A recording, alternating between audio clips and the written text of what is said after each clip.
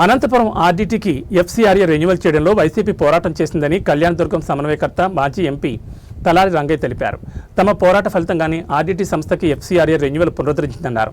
కళ్యాణదుర్గంలో తన వెంట నడిచిన వైసీపీ కార్యకర్తలకు, మాజీ ఎమ్మెల్యేలకు, అధ్యక్షులకు పేరు పేరున కృతజ్ఞతలు తెలిపారు. ఈ సందర్భంగా వైసీపీ నేతలు మాజీ ఎంపీ తలారి రంగయ్యను ఘనంగా సన్మానించారు. ఒక స్వచ్ఛంద సంస్థ కోసం వేలాది మంది ప్రజలు పాదయాత్రలో పాల్గొనడం దేశ చరిత్రలో ఇదే తొలిసారని అన్నారు.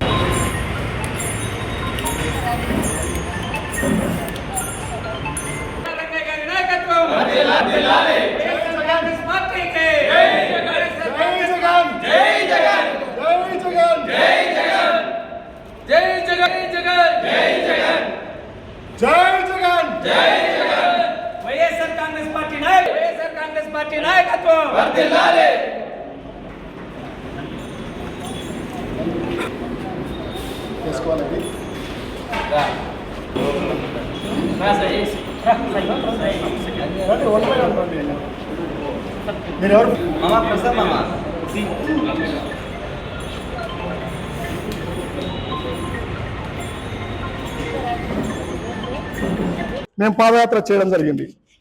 పాదయాత్ర చేసినప్పుడు పోలీసులు అడ్డుకున్నారు. నాకు గుర్తుంది, నేను 5 సంవత్సరాల ఎంపీగా ఉన్నప్పుడు కూడా ఎప్పుడు నాతో పోలీసులు అంతమంది రాలేదు. ఎప్పుడు కూడా నాతో పోలీసులు అంతమంది వచ్చిన సందర్భం లేదు. గొంచితాండలో పోలీసులు 2 డిఎస్పీలు, సిఐలు, వందలాది మంది పోలీసులు వాళ్ళు అడ్డుకోవడం జరిగింది. గొంచితాండ పరిస్థితి కూడా ఉద్రిక్తతకు దారితీసింది. ఆ రోజు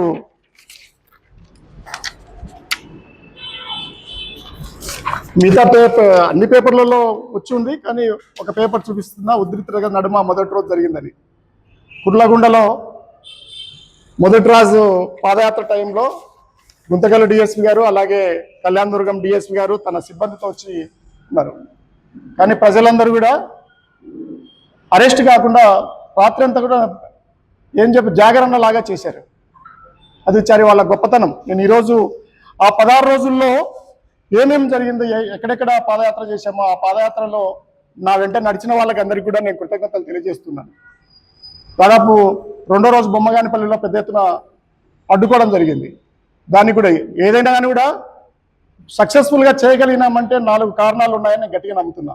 ఒకటి, జగనన్న గట్టి ఆదేశాలు, ఆర్డీటీ సంస్థ చాలా గొప్పది కావడము, అంతేకాకుండా నాతో పాటు ఉన్న టీం కూడా చాలా గొప్పది. ఆ టీము ఎలాంటి టీం అంటే ఏమాత్రం కూడా ఎక్కడ కూడా వెనక్కి తగ్గింది లేదు. టీంతో పాటు అందరూ వచ్చిన వాళ్ళందరూ కూడా. 4వ విషయం, అంత గొప్పగా చెప్పుకోవాల్సింది కాదేమో కానీ నా మీద కూడా కేసులు లేకపోవడం. ఏమైనా పాత కేసులు ఉంటే తీసుకుపోయి లోపల పెట్టిండ్రు. ఇవన్నీ కూడా కారణాలుగా నేను భావిస్తున్నా. ఒక 16 రోజులు ఒక సంస్థ కోసం పనిచేయడము, పాదయాత్ర చేయడం అనేది మీరందరూ గుర్తుపెట్టుకోవాల్సిన అంశం ఏంటంటే దేశ చరిత్రలో మొదటిసారి జరిగింది. ఒక ఎన్జిఓ కోసం ఒక ప్రధాన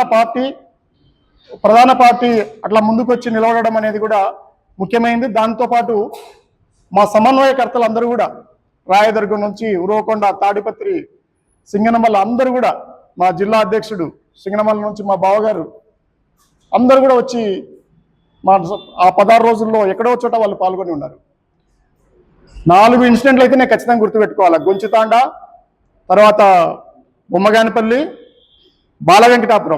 బాలవెంకటాపురంలో కూడా ఏంటంటే పెద్దలు పార్టీలకు అతీతంగా సిడబ్ల్యూసి మెంబర్ రఘువీరారెడ్డి గారు వస్తారంటే ఆ రోజు డిస్టర్బ్ చేయడానికి చూశారు.